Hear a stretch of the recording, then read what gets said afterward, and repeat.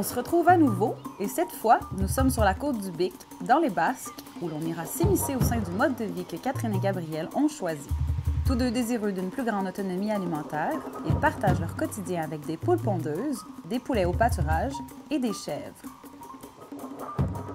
Allô Catherine, allô Gabriel, merci de nous recevoir chez vous, d'avoir fait un peu d'espace dans votre horaire qu'on connaît bien occupé, parce que, vous avez des emplois, toi, tu es architecte, toi, tu es agent de développement social, mais aussi, vous faites une certaine forme d'autonomie alimentaire. En quoi est-ce que ça consiste plus exactement, là, votre projet d'autonomie alimentaire? Je pense qu'on peut dire, en fait, en premier lieu, que c'est une question aussi de qualité des aliments. Avant vraiment la production d'aliments, il y a la question de la qualité.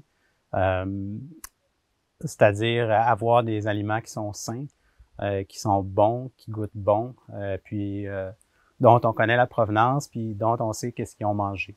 Donc ça, c'est peut-être l'objectif premier. Après ça, on produit, disons, dans le détail, là, on produit des œufs avec des poules qui sont en liberté. On a des coqs à chair qui sont dans un pâturage qu'on déplace à tous les jours. Dans des cages, on a aussi des chèvres qu'on amène aussi au champ, qui produisent du lait, avec lequel on fait du fromage. Il y a aussi, les jardins avec les légumes. Il y a un peu de chasse à l'automne. Ça nous permet d'avoir un peu des bonnes choses à manger pendant le temps des fêtes avec des amis. Puis, ça ressemble à ça. Il y a un peu de cueillette aussi à l'automne, là, des pommes, des champignons. C'est un peu ça le topo. Bien occupé. Puis, c'est quoi qui vous a donné le goût, l'élan à un moment donné dans votre vie vers ce mode de vie-là, en fait? En fait, on avait envie de plus de contact avec la nature, c'était très clair, tu sais. Puis même à Montréal, quand on était à Montréal, on faisait déjà des jardins, on transformait beaucoup d'aliments, tu sais, avec la lactofermentation. Puis, tu sais, on voulait comme de la conservation pour essayer d'avoir le plus possible une alimentation qui soit locale, puis aussi savoir d'où ça venait, tu sais. Fait qu'il y a un peu les mêmes objectifs finalement, mais toujours dans l'idée qu'on pouvait un jour peut-être le transformer, tu sais, en plus grand, tu sais, en fait, augmenter l'échelle, là, tu sais, puis avoir une terre, puis pouvoir faire ça en plus grand. Puis c'est ça qui nous a motivés. Puis, tu sais, il y a l'élan de base, puis là, il y a maintenant ce qui nous tient, parce que ça a changé, parce que notre vie a changé, on est rendu une famille. Fait que le fait d'avoir un enfant, je pense que ça nous motive autant Gab que moi, parce qu'on a envie que notre enfant mange des bons aliments aussi, tu sais. Puis, tu sais, ça veut pas dire que c'est pas disponible, là. Il y a des aliments vraiment merveilleux disponibles, mais de les faire soi-même, il y a comme une satisfaction encore plus grande. Puis ça fait combien de temps que vous l'avez fait, cette transition-là, là, de Montréal vers le Bas-Saint-Laurent, en fait, pour vivre plus près de la nature? En fait, c'est en printemps 2019 qu'on a acheté la maison ici. Donc, au début, on considérait ça un peu comme notre chalet, là. On venait régulièrement ici voir des amis déjà. Puis, on venait faire un tour là, régulièrement. Là. On dit, on aimerait ça avoir un pied à terre finalement ici. Même si c'était un peu fou, c'était assez loin de Montréal. On venait toujours. Donc, on a acheté ça au printemps 2019. Puis, peu à peu, il y a comme eu un appel, je pense, qui s'est fait là, en venant ici régulièrement, de dire, c'est comme peut-être un rêve qu'on avait en tête, mais nos emplois à Montréal nous retenaient là-bas, de venir ici puis de vivre en contact avec la nature, selon le rythme des saisons, tout ça, voir un peu comment on pouvait avoir une vie différente. Fait que c'était un peu, c'est un peu ça le moment là, qui a été ça. Pour moi aussi, la pandémie, ça a été un déclencheur, un accélérateur aussi là, de changement. Catherine, elle avait déjà, je pense, amorcé dans sa tête un certain mouvement, là. Ben c'est ça. Moi, dans le fond, au début de l'année 2020, j'étais déjà en recherche d'emploi pour venir m'établir ici. Fait que là, mon objectif, c'était de trouver un emploi, m'en venir, puis qu'éventuellement, ça le pousse un peu à venir me rejoindre. Fait que quand dans le fond, quand on a annoncé là, la fermeture de tout, ben Gab est venu aussi me rejoindre. Fait qu'on s'est retrouvés ici, puis la pandémie a eu ça de bon pour nous. Parce que Gab, il a travaillé à distance pendant quand même un bon bout de temps, puis moi, ben l'emploi que j'ai trouvé a été repoussé, mais finalement, j'ai eu un emploi ici, puis c'est ça, on a pu s'établir pour de bon ici, développer nos jardins pour commencer, puis ensuite, augmenter tranquillement vers d'autres... des élevages de poules, poulets, chèvres, etc. Ouais, vous mettre dans le bain, dans l'expérience, parce que j'imagine que c'est une des meilleures façons d'apprendre, c'est en le faisant. Mais est-ce que vous avez soit suivi certaines formations ou été inspiré par différentes lectures ou différentes personnes qui ont un peu le même mode de vie que vous à travers ce processus-là? Tu sais, comment on s'informe quand on a besoin de références, quand on sait pas quoi faire ou... Comment faire? Oui, ben parce que je pense qu'une des choses à dire aussi, c'est que nous, on n'a pas des familles qui font ça. On n'a pas des familles d'agriculteurs. J'en ai quelques-uns dans ma famille, mais c'est loin en Abitibi. Là. Fait que, oui, il fallait quand même qu'on s'informe à quelque part. Là. On n'est pas parti de nulle part. On s'est dit, go, on fait ça, let's go. Là. Fait que, oui, on a eu beaucoup d'informations à partir de livres comme L'artisan fermier de Dominique Lamontagne, Le jardin vivrier de Marie Thévard. Marie Thévard, puis plein d'autres aussi, là, mais ouais, c'est ça. Je dirais que ça, c'est nos deux grandes inspirations là, pour les jardins, mais pour aussi l'élevage des poules pondeuses, des poulets de chair, puis des chèvres. Je sais pas si tu veux ajouter quelque chose. Non, c'est des super références. On avait aussi toute la question, on produit un peu de fromage, mais toute la question là, de la fabrication du fromage. Bon, il y avait le livre là, de David Asher, là, qui est une super référence sur les fromages artisanaux, sans intrants là, de laboratoire, puis levure de laboratoire. Donc, ça a été aussi une bonne référence pour essayer de voir comment on pouvait faire ça. Puis après ça, ben comme tu dis, c'est la question de l'expérience. On a testé des choses, essayé des choses.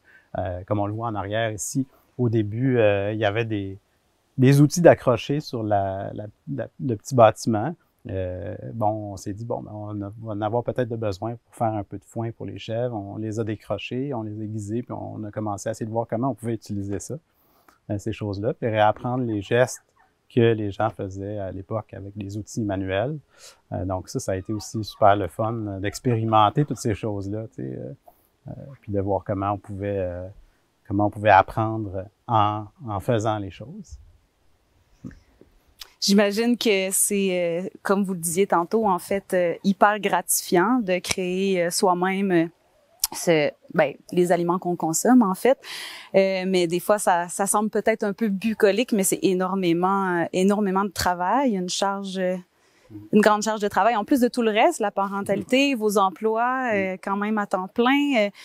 Comment est-ce que vous pourriez définir ça comme charge de travail? J'imagine effectivement que ça doit dépendre d'une saison à l'autre, mais dans le quotidien, à tous les jours, est-ce que ça serait combien de temps de travail à peu près? Puis c'est quoi les tâches, tu sais? Ouais. Ben, c'est difficile à dire. On l'a pas vraiment quantifié, calculé. On a essayé de voir un peu qu'est-ce que ça donnait. On dit, disons, le train, c'est au moins 1 heure le matin, 1 demi-heure le soir. Donc, on a 1h30 là. On a le travail dans les jardins. On fait tout ça en dehors des heures de travail régulières de la journée. Donc, c'est beaucoup du travail, des fois le matin, des fois un peu le midi, des fois le soir, beaucoup la fin de semaine. Donc, ça ressemble à ça.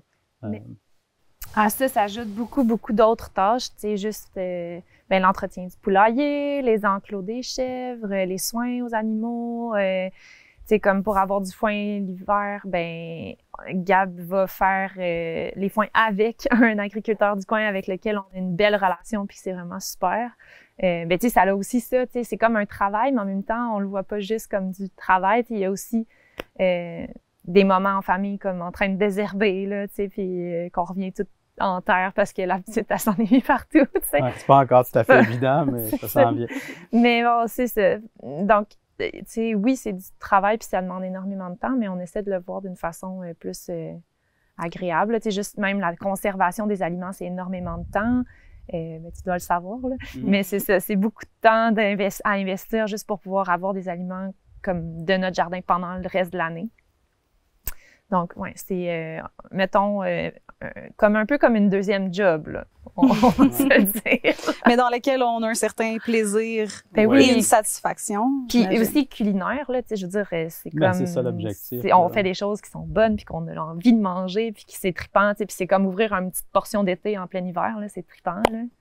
Puis est-ce que vous avez chacun des rôles définis comme travail d'équipe ou vous vous organisez pour être capable de tout faire?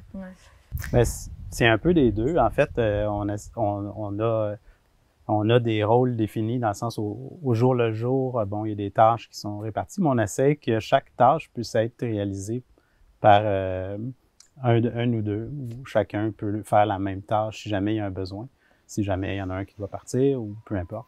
Donc, en général, bon, moi, je vais faire le train.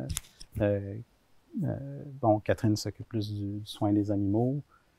La traite, ben c'est moi c'est pour toi. l'instant. Oui, c'est toi. Moi, je suis pas encore très bon. Je me pratique pour être capable de la relayer si jamais elle a trop mal aux mains. La fabrication de fromage après la traite, c'est plus de mon côté. J'imagine que vous y allez peut-être aussi avec ce que vous aimez.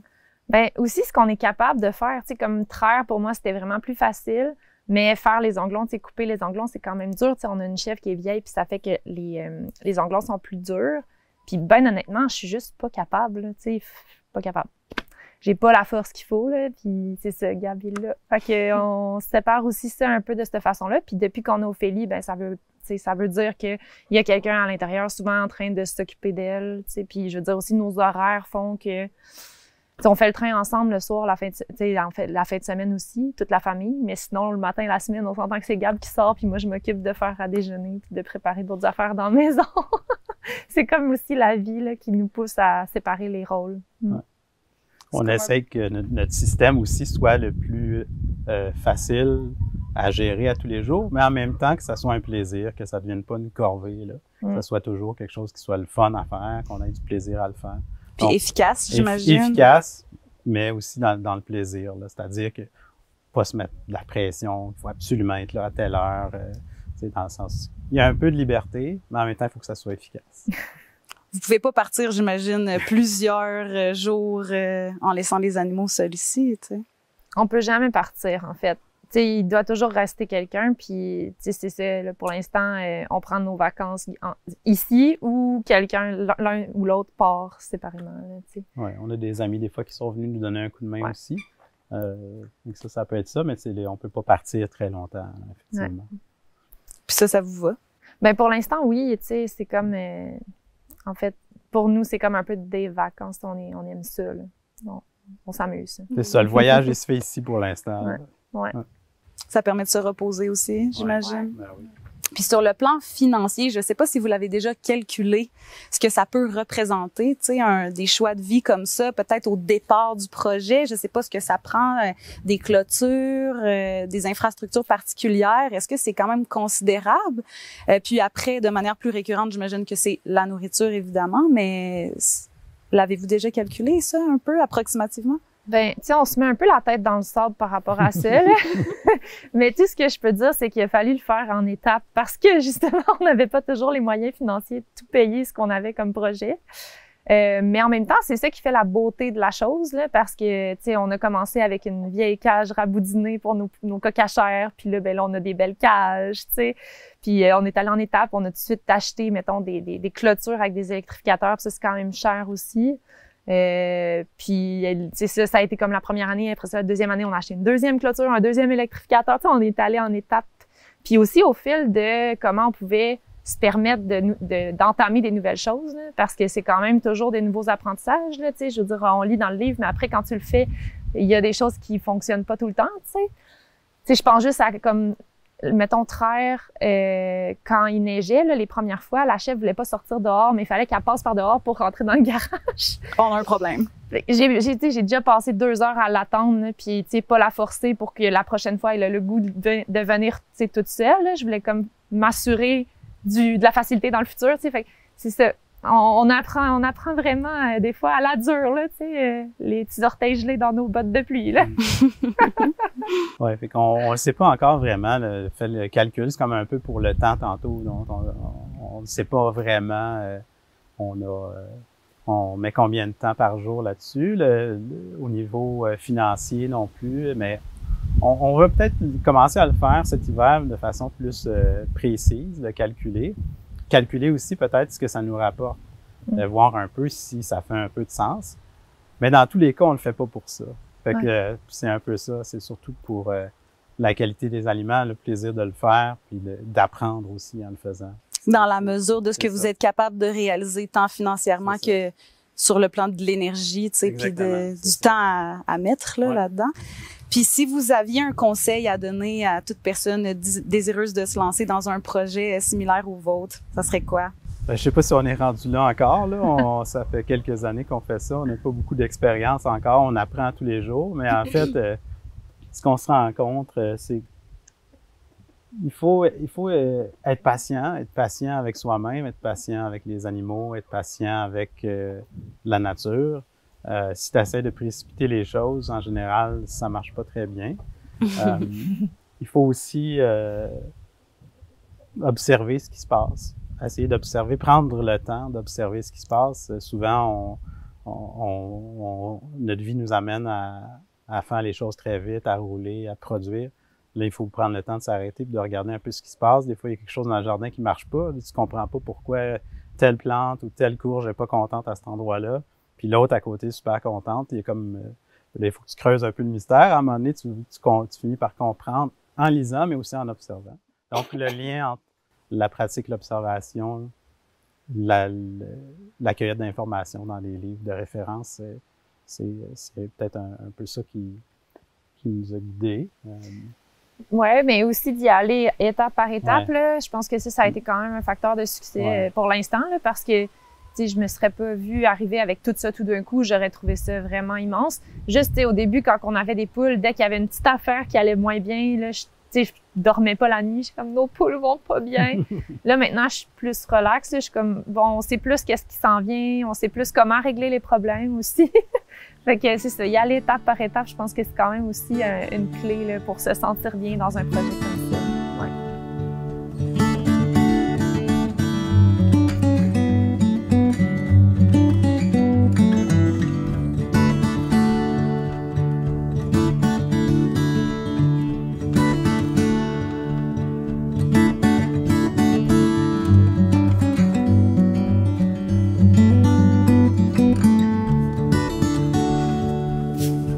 Salut les filles! Allô?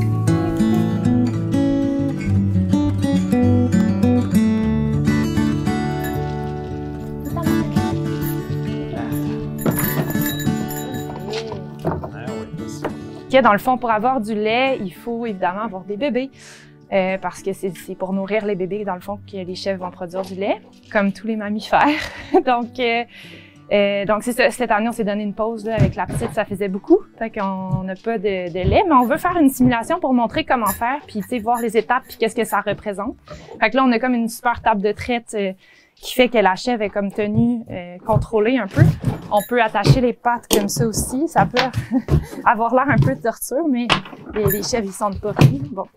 Puis ça nous permet d'avoir un lait qui se sauve pas sur la table, parce que souvent, les coups de patte, c'est pas trop long que la chaudière se retrouve à tomber, là, ou avec une patte de chèvre dedans, puis là, le lait est pas utilisable. Ce que je voulais vous montrer, c'est un peu les étapes préalables aussi. Tu sais, dans la maison, ce que je fais, c'est que faut tout stériliser, dans le fond, ce qu'on va utiliser. Donc, à la fois comme le filtre que je vais utiliser pour filtrer le lait va aller là-dedans. Puis je mets aussi mon pot maçon dans lequel je vais entreposer le lait, parce qu'on fait pas le fromage tout de suite après, là, tu sais, on le fait plus tard, fait qu'on le réfrigère. Donc, ce que je vais faire, c'est que je vais mettre mon pot maçon, mon filtre là-dedans, puis je vais faire bouillir ça avec un peu d'eau. Je vais mettre le couvercle, puis quand je sors dehors, dans le fond, tout ça, c'est pas là, je pars juste avec mon chaudron dans lequel je vais mettre le lait.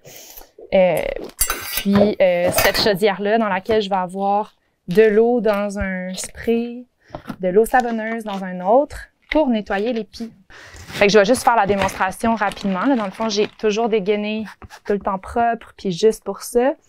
Donc, ce que je vais faire, c'est que premièrement, on nourrit la chèvre, parce que comme ça, c'est plus facile, hein? Elle se calme un peu.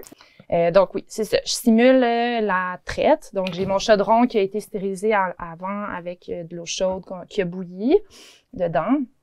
Et puis là, je vais l'installer. Là, je protège mon seau. Là, j'ai mis une seule patte protégée, mais je pourrais mettre les deux.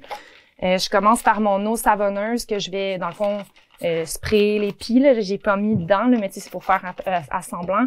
J'ai ma guinée propre, puis là, je viens nettoyer, puis je vais essayer. Bon, elle n'est pas habituée. OK. Je vais essayer de moi la toucher.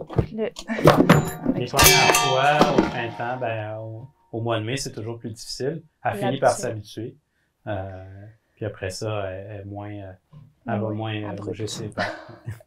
Puis là, dans le fond aussi, c'est une affaire, c'est d'essayer de comme garder un côté de la guenille pour un pied, puis l'autre côté de la guenille pour le deuxième pied, pour pas partager quelque chose qui pourrait passer de l'un à l'autre. Une fois que c'est savonné, que c'est nettoyé, ben là, j'ai mon deuxième bidon, là, dans le fond, vaporisateur avec seulement de l'eau que je change tout le temps pour qu'elle reste propre. Puis, je vais faire la même chose. Avec une deuxième guenille, je vais venir essuyer parce que traire quand c'est mouillé, c'est vraiment pas évident. Donc, on va vraiment bien assécher, encore une fois, en essayant de pas traverser l'un puis à l'autre avec le même côté de la guenille. Une fois que ça c'est fait, c'est nettoyé, c'est propre, je vais même, des fois, moi aussi, me nettoyer les mains parce que, tu sais, hein. Fait que là, ce que je viens faire, c'est, traire comme ça, mais là, il n'y a pas de lait, là. Fait que c'est souvent un pied à la fois. Il y en a qui traient les deux en même temps. Mais tu vois, il reste du lait. Je savais qu'il restait du lait. Ah, c'est cool.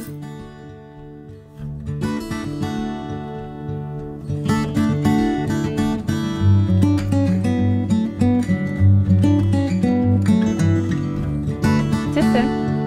Merci à Mélange.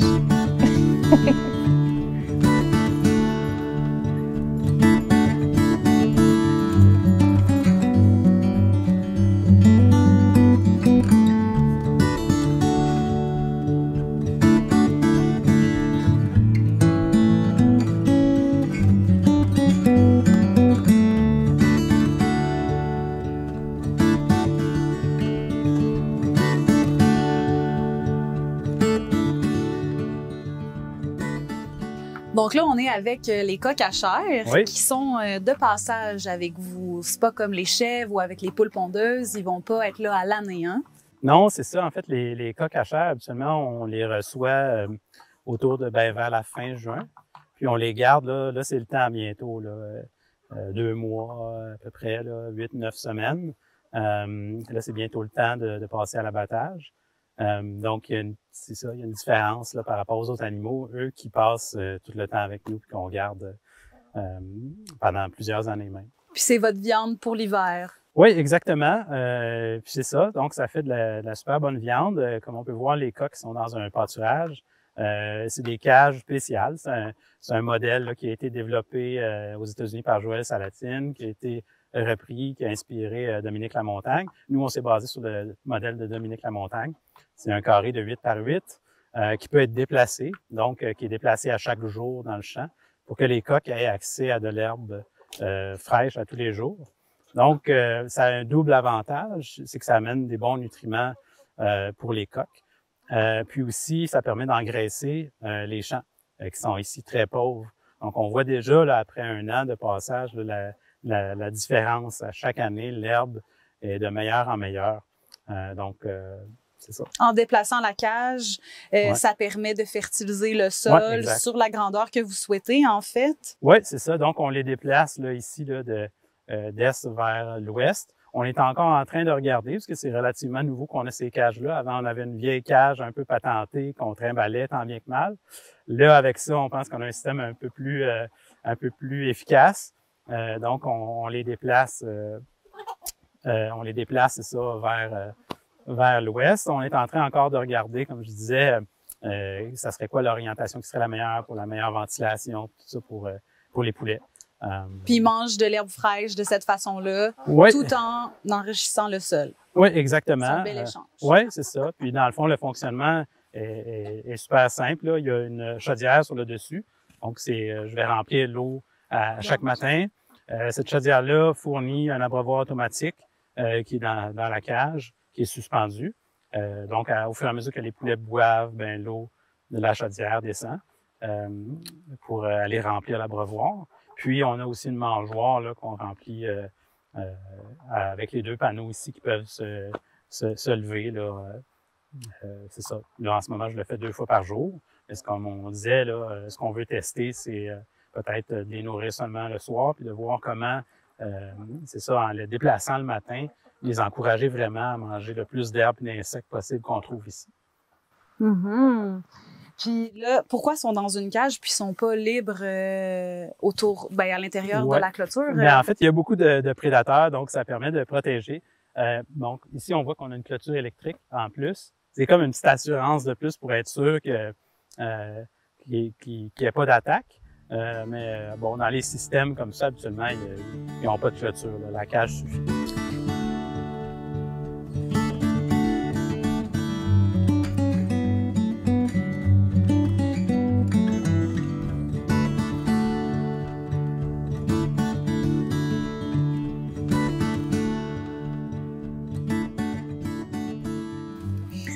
Donc, on se retrouve devant le résultat de beaucoup de patience et de travail, parce qu'avec du lait de chèvre, on peut faire du fromage. Du fromage.